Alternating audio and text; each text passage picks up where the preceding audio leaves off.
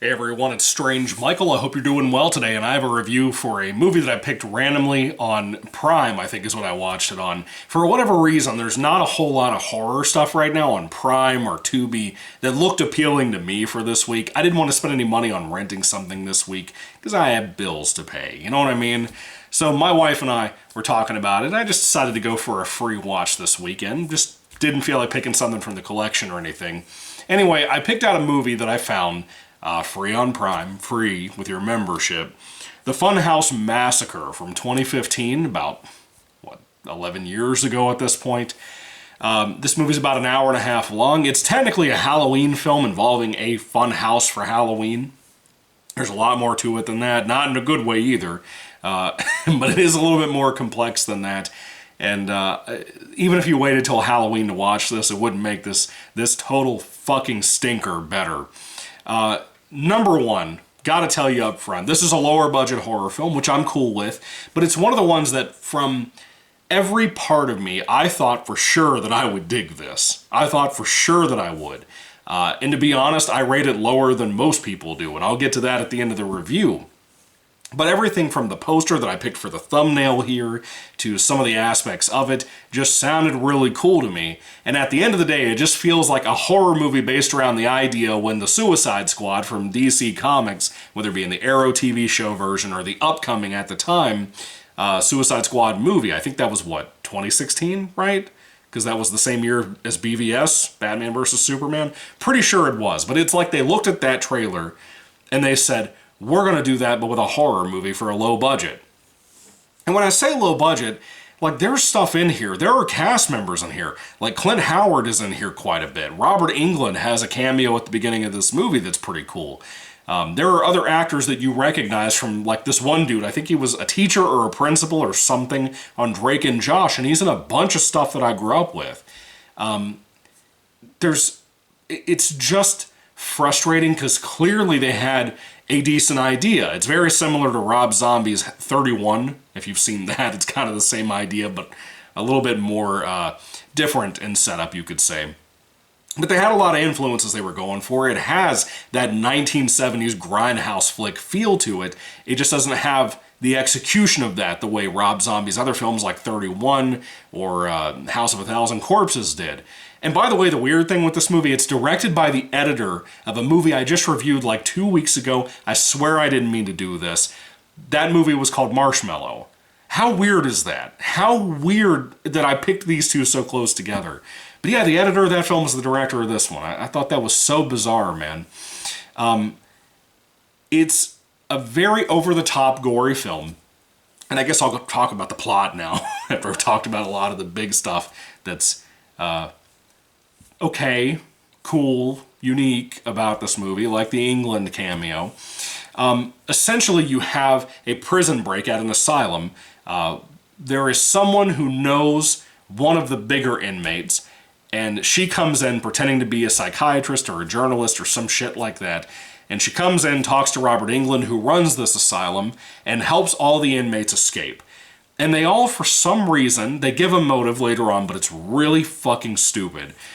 They all decide to go to this local fun house and just kind of take it over. And when you go to these fun houses, you know, you have actors that are portraying like they're actually killing people on a table, or maybe they throw like a fake plastic arm or a leg at you or something if you walk through.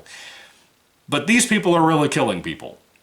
And again, it's very Suicide Squad in the sense of a bunch of serial killers who may or may not even know each other. They all have different things they do, different themes of themselves. Like the one guy from Drake and Josh is a cannibal who has like one eye. The other eye was messed up by a fork that got stabbed in his eye earlier on before the movie. Then you have like a big, humongous, muscular dude who wears somebody else's face who had face paint on it that looked like a clown, but then he looks like a clown, but he's wearing that person's face, not like a mask or anything.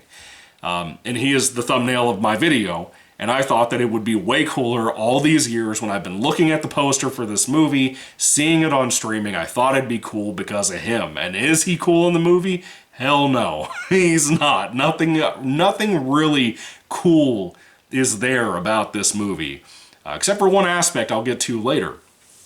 So it's pretty much that. And then you have a bunch of shithead young people.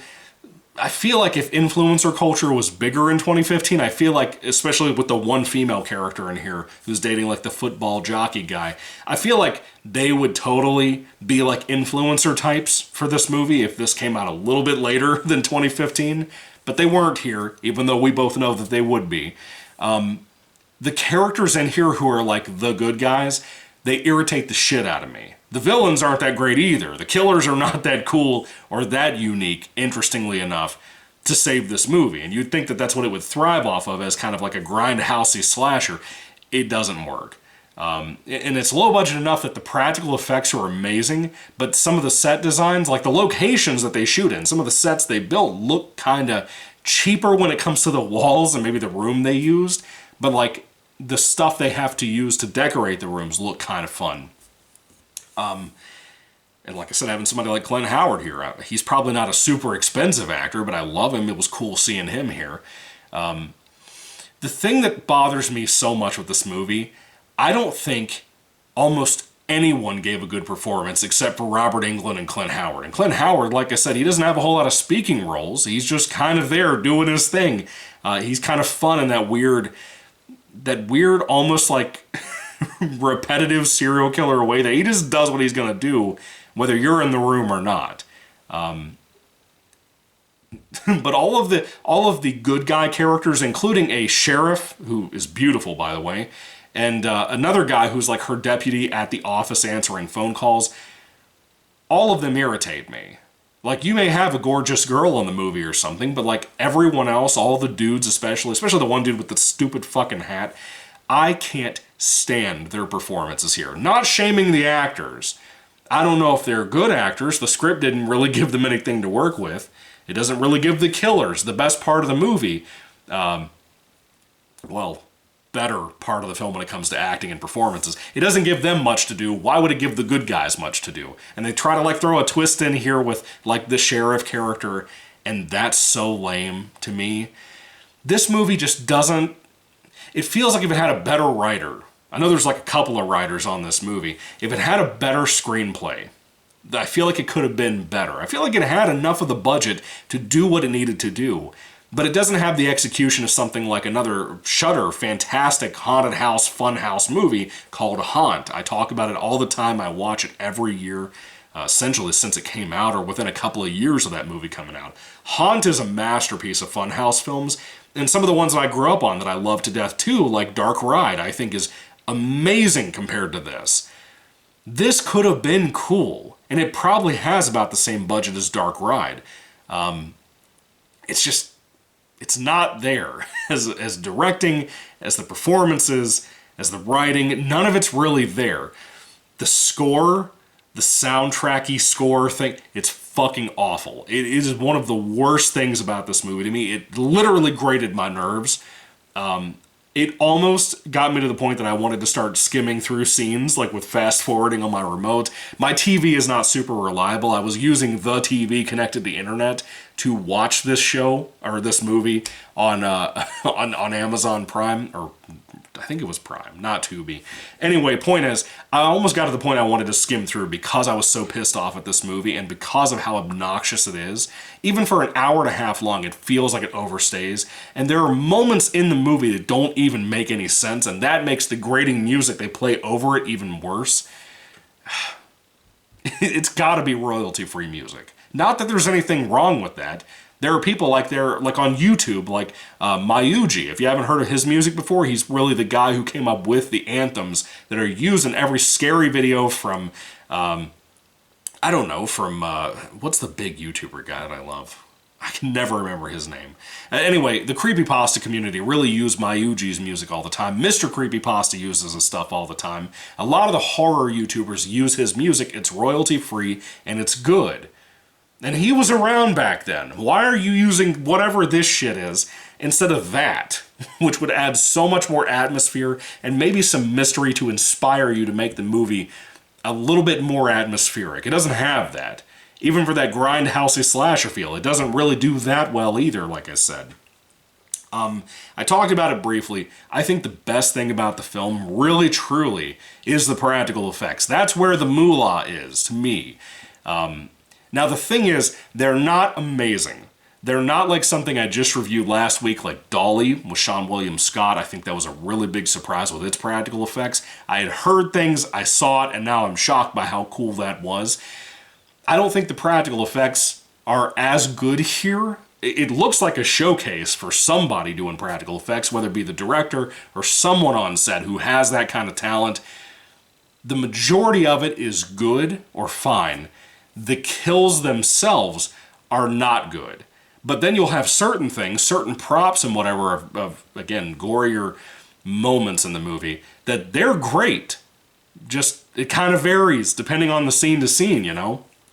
I'd be curious how long it took to make this movie. If you told me it took a few years, I don't know if I would believe it, but I would kind of think maybe you're right, you know? It just feels like one of those kinds of projects, I don't know, for a lower indie movie. But those practical effects, they vary. But the kills, which technically involves the practical effect work, those are just not the greatest, man. I mean, you'll have parts where people are getting decapitated by some of these crazy serial killers, and it's not well done. It's not well shot, it's not well edited, and it's not a practical effect issue so much as camera placement, performance within those moments by extras or main actors or anything. The movie overall just irritates the shit out of me. That's what I'm trying to tell you, what I'm trying to express to you. Don't waste your time. I took today off work. I needed some time to just chill. My allergies have been bothering me. I've had a rough couple of weeks, you know. So I took the day off. I decided to watch this and finish it before I went on to some other things I wanted to do. And this movie irritated the hell out of me. Yeah, it's cool seeing Clint Howard. Yeah, it's cool seeing Robert Englund. They can't save this. They can't. It's such a mess, man. And like I said, even by the ending of it, the final thing at the end of the movie, like the final scene we're watching, pisses me off because it literally doesn't make any sense in context. And I can't even tell you about that. Not because it's a spoiler, just because it might as well be a spoiler, but I'm not going to go there. Anyway, Funhouse Massacre from 2015. You know, I don't even like the old Funhouse movie. I think the Tobe Hooper directed that or something from like the 70s or the 80s. I don't even like that movie. I like it more than this. That should tell you everything you need to know about my personal opinion about both films, but especially this movie if I say that. If I had to rate Funhouse Massacre on a 5-star basis, again, the practical effects are cool. Some of those cameos are cool. I was really hoping for a lot more. I can't give this, in my right mind, more than a 2 out of 5 stars. I can't do it. I can't recommend it to you.